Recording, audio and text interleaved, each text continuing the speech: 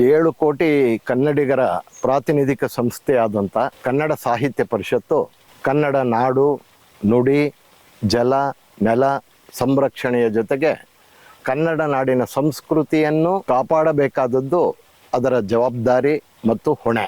ಈ ದಿಸೆಯಲ್ಲಿ ಕನ್ನಡ ಸಾಹಿತ್ಯ ಪರಿಷತ್ತಿನ ಅಧ್ಯಕ್ಷರು 87ನೆಯ ಕನ್ನಡ ಸಾಹಿತ್ಯ ಸಮ್ಮೇಳನದಲ್ಲಿ ಮಾಂಸಾಹಾರವನ್ನು ನಿಷೇಧಿಸಿರುವಂಥದ್ದು ಅಕ್ಷಮ್ಯವಾದಂತಹ ಅಪರಾಧ.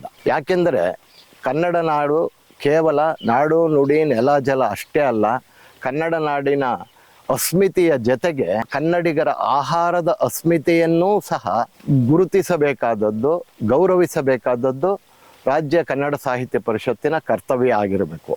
ಅಂತಹುದರಲ್ಲಿ ಇಂತಹ ನಿಷೇಧವನ್ನು ಏರುವಂಥದ್ದು ಒಂದು ಪಟ್ಟಭದ್ರ ಹಿತಾಸಕ್ತಿಗಳ ಅಥವಾ ಪುರೋಹಿತಶಾಹಿಯ ಸರ್ವಾಧಿಕಾರಿ ಮನೋಭಾವವನ್ನು ಪ್ರದರ್ಶಿಸುತ್ತದೆ.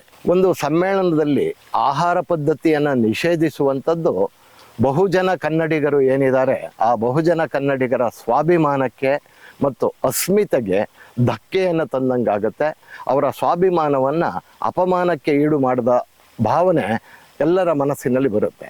ಹಾಗಾಗಿ ಬರುವ 87ನೆಯ ಕನ್ನಡ ಸಾಹಿತ್ಯ ಸಮ್ಮೇಳನದಲ್ಲಿ ಸಸ್ಯಾಹಾರದ ಜೊತೆಗೆ ಮಾಂಸಾಹಾರವನ್ನು ಸಹ ನೀಡುವಂಥದ್ದು ಕನ್ನಡ ಸಾಹಿತ್ಯ ಪರಿಷತ್ತು ಹಾಗೂ ಮಂಡ್ಯ ಜಿಲ್ಲಾಡಳಿತ, ಮಂಡ್ಯ ಆಹಾರ ಸಮಿತಿಯ ಹೊಣೆ ಆಗಬೇಕು ಅಂತ ಹೇಳಿ ನಾನು ಹೇಳೋದಕ್ಕೆ ಇಷ್ಟಪಡ್ತೇನೆ.